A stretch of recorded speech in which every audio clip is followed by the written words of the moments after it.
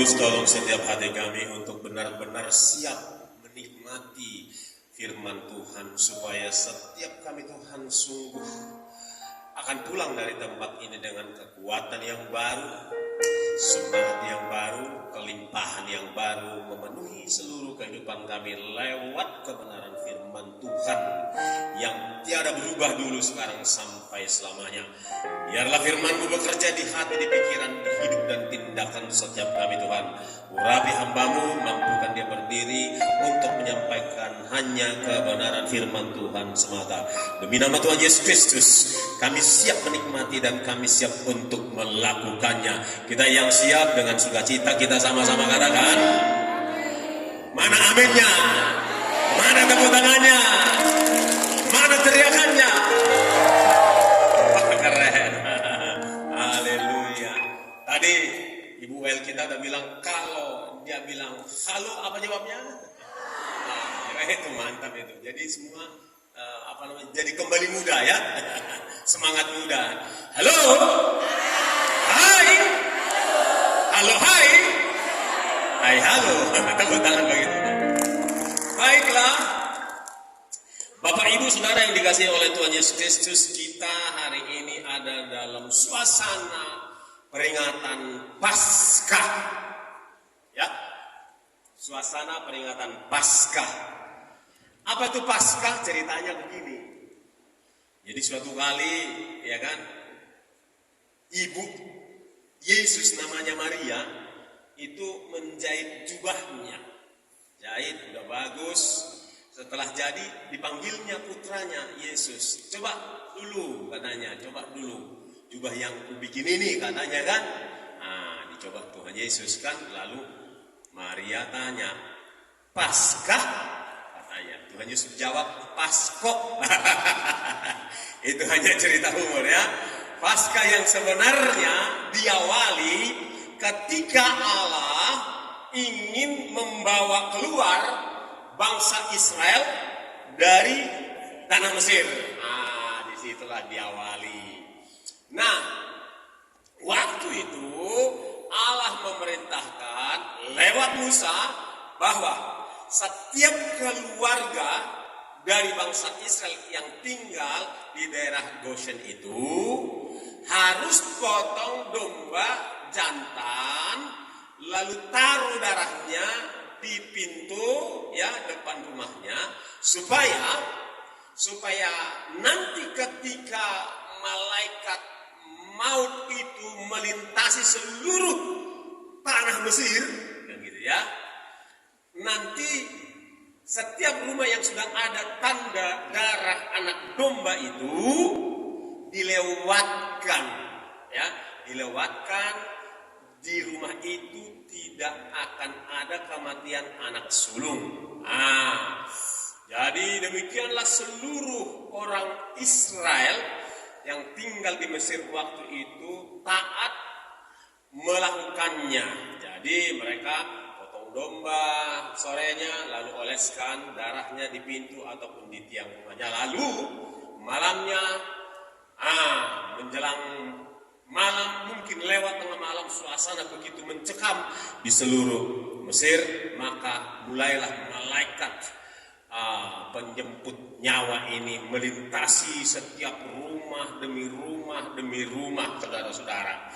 Nah, kedengaran juga lah dari kejauhan, saudara-saudara, dari kejauhan kedengaranlah jerit tangis di rumah-rumah bangsa Mesir.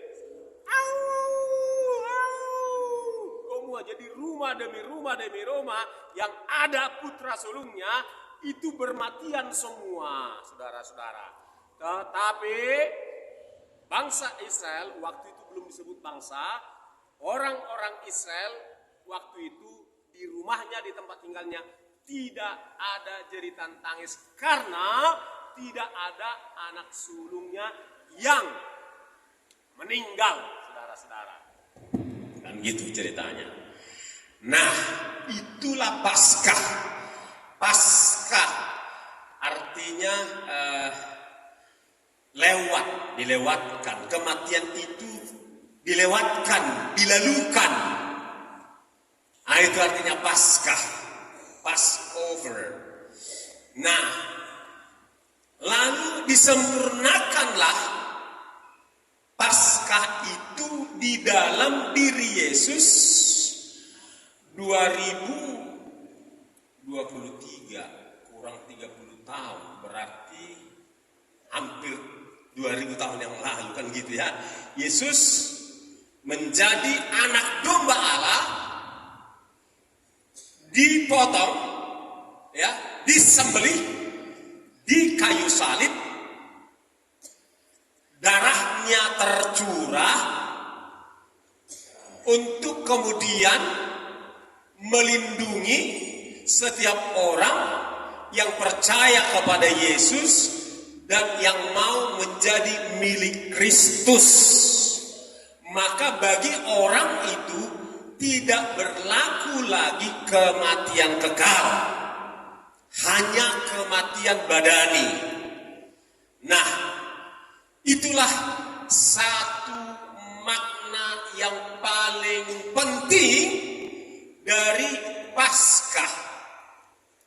Tentu saja makna dan manfaat yang lainnya itu masih ada. Nanti kita sebut, kita lihat, dan kita mau terima satu demi satu demi satu. Yang mau katakan amin. Belum kencang aminnya, yang mau katakan. Nah, yang terutama dan yang pertama dan yang terbesar adalah kita tidak mati kekal.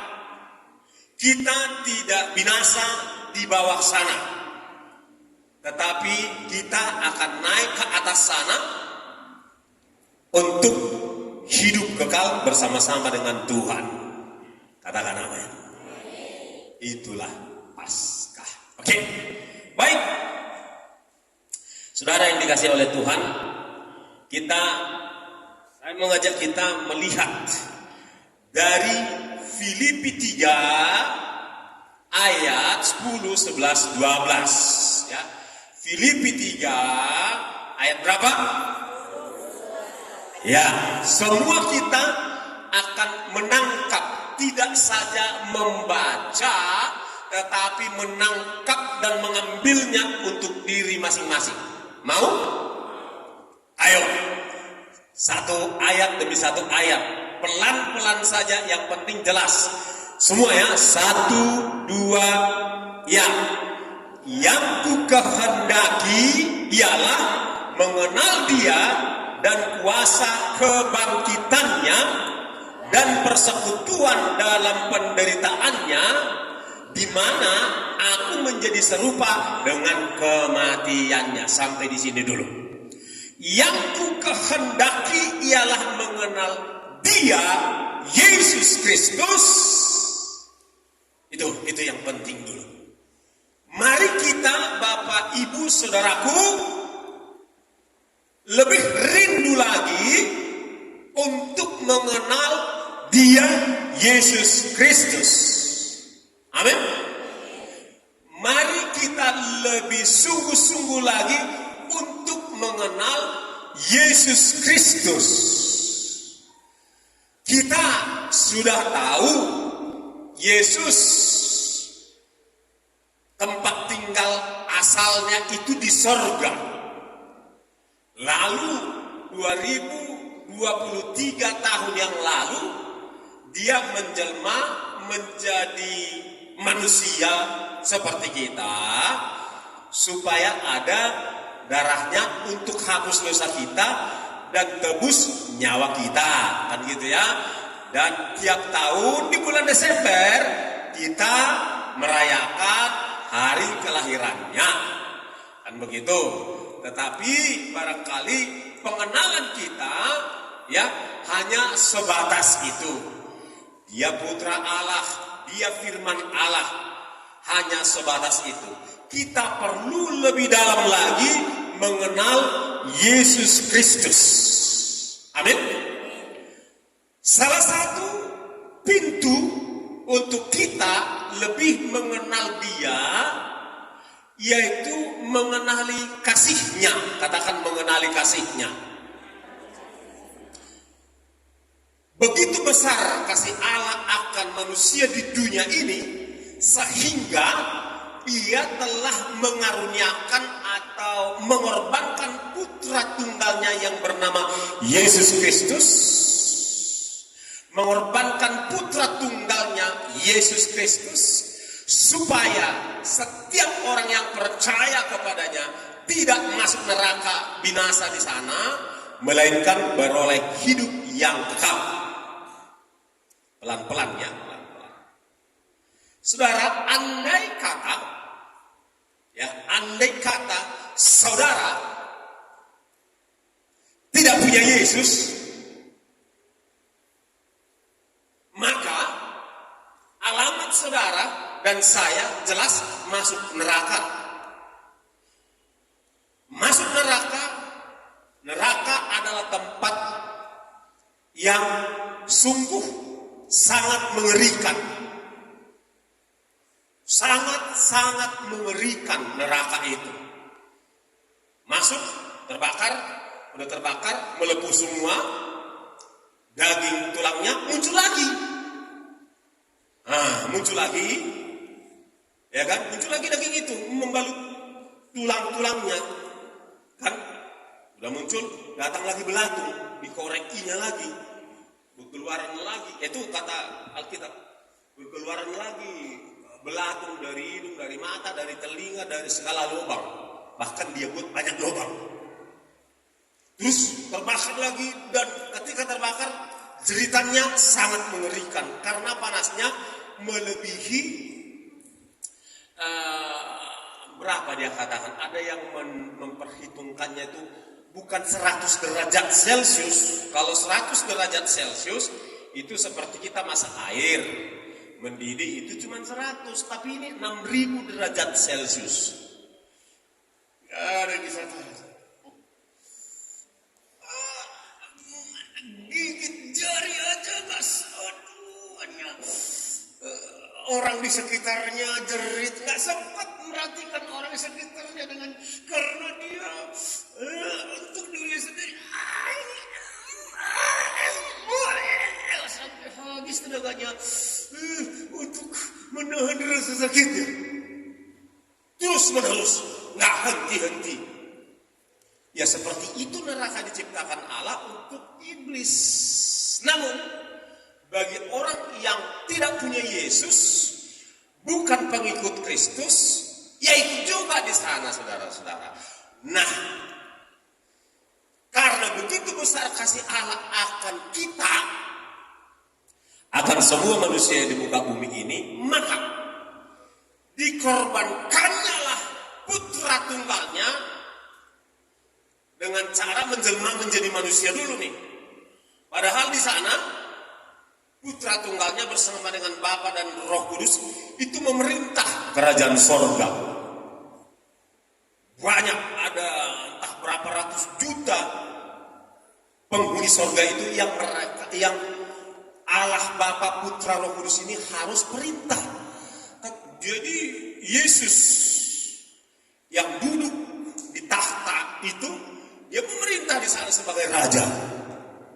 Lalu Bapa bilang, kamu harus turun ke dunia, mengambil rupa sebagai manusia, pakai tubuh manusia, hidup sebagai manusia, dan kelak kamu harus disiksa, ditangkap di Taman Getsemani, disiksa, ditendang, diludahi, ditampar, dimaki, ditaruhkan mahkota berduri-duri. Duri-duri apa itu? Lebih tajam dari duri jeruk itu, asam itu, lebih keras. Digulung begitu Pak, dimasukkan dengan pakai harus kamu dipakukan 3 paku, kiri kanan kaki. Pakunya gede, segede jempol saya, dan seterusnya. Karena begitu besar kasih Allah akan kita yang tidak sanggup masuk neraka itu, yang tidak sanggup menahan siksa neraka itu, maka dikorbankannya lah Yesus Kristus di kayu salib supaya ada darah yang sempurna. Darah saudara dan saya nggak sempurna.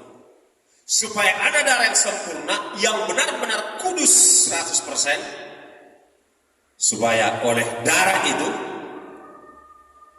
dosaku, dosamu dihapus, nyawamu dan nyawaku ditebus. Katakan amin. Tepuk tangan bagi Tuhan.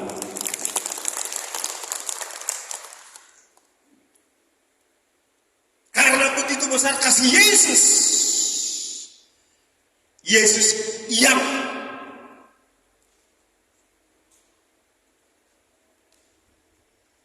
Yesus itulah yang kita mau kenal lewat nats ini. Yang ku kehendaki ialah mengenal Dia dan kuasa kebangkitannya dalam penderitaannya. Yesus itulah yang mau kita kenal terus menerus. Amin, saudaraku.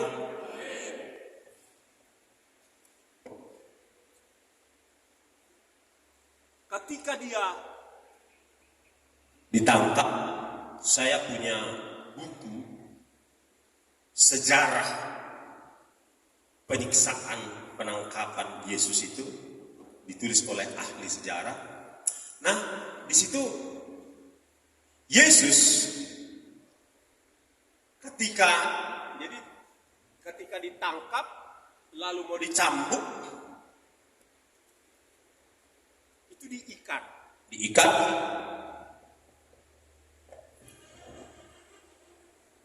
Nah, diikat di tiang gantungan itu lalu dicambuk. Jadi di ujung cambuk itu ada bisa terbuat dari besi yang sudah dibentuk kayak kail, bisa juga dari tulang keras yang dibentuk kayak kail, supaya coba seorang bapak dulu ke sini, seorang laki-laki cepat. Siapa aja yang merasa dirinya laki-laki, cepat dan maju ke depan. Ayo, minta tolong. Cepat-cepat, waktu berjalan terus. Ya, seorang laki-laki. Ini supaya kita yang ku kehendaki ialah mengenal Dia. Kenal seperti apa? Cepat. Jadi, oke. Nah, Bapak angkat tangan. Jangan senyum Pak, ini penderitaan. Ini bukan bercanda. Jadi waktu mau dicambuk Yesus itu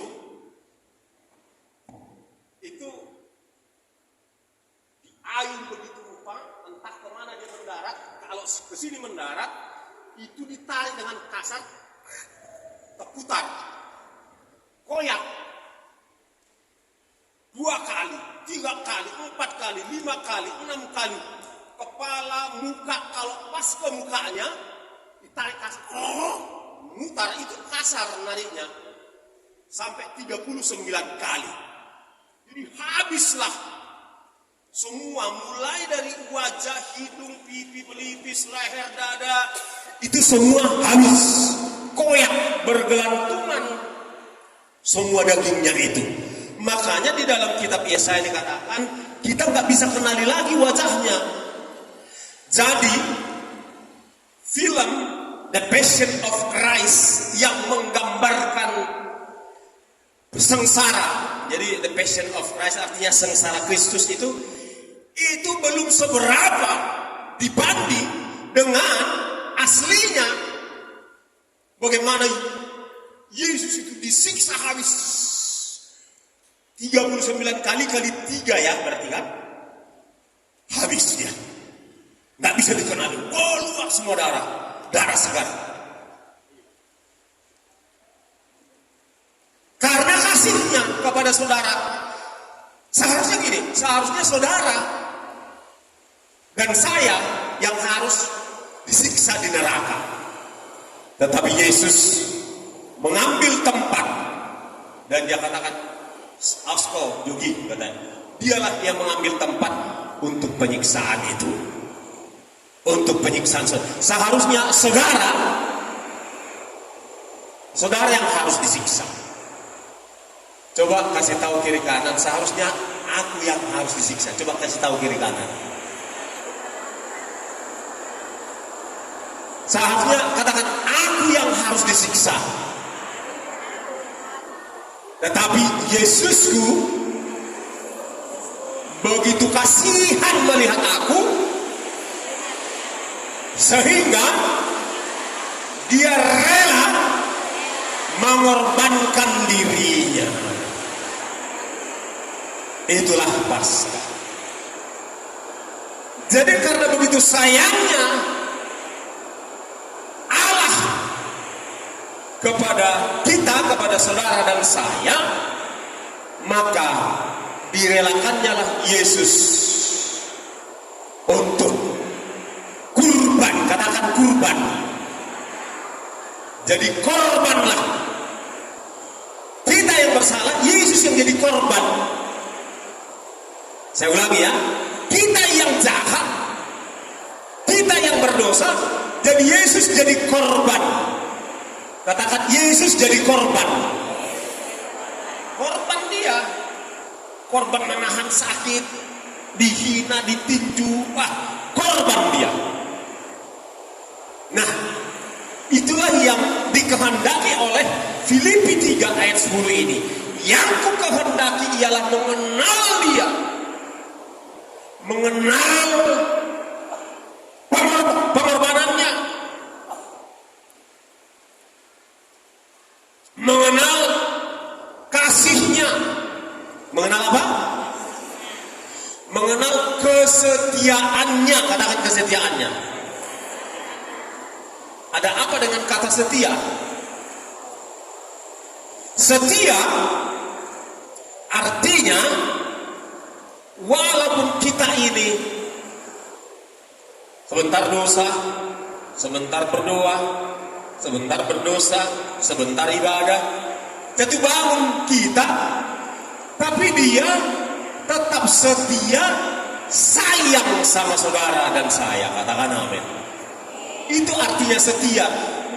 Katakan enggak berubah-ubah kasihnya. 1, 2, 3. Tidak berubah-ubah kasihnya. Itulah, seperti itulah Yesus yang kita mau kenal lebih dalam, saudara-saudara.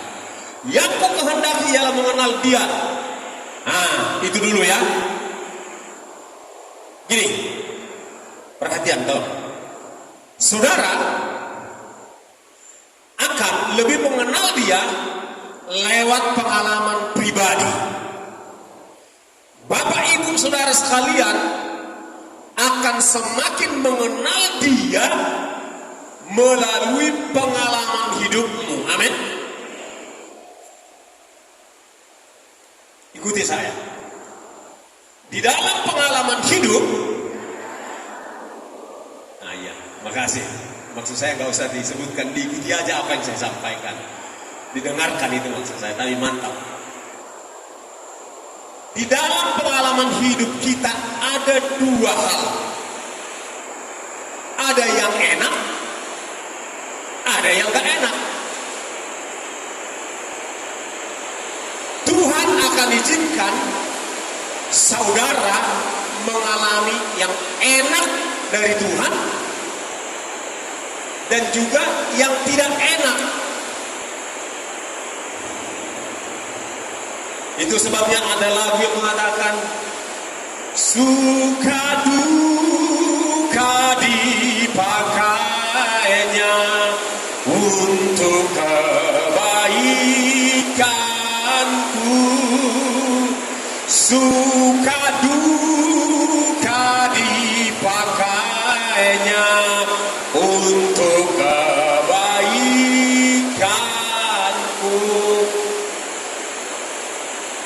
Dia akan, saudara akan lebih mengenal Tuhan melalui pengalaman yang enak, melalui pertolongan Tuhan. Katakan amin. Melalui berkat-berkatnya. Katakan amin. Melalui kesembuhan penyakit kita. Katakan amin. Melalui perlindungan kita sehingga kita selamat dari kecelakaan, maut dan mara bahaya. Katakan amin. Itu bagian yang enak-enak. Kita akan mengenal Tuhan melalui anak kita berhasil, ya, habis sekolah dia, kerja dia, dapat gaji bagus dia, ya kan? Itu pengalaman enak, ya. Suami yang bandel, kan? Bertobat dia, itu pengalaman enak. Istri yang cerewet, ya kan?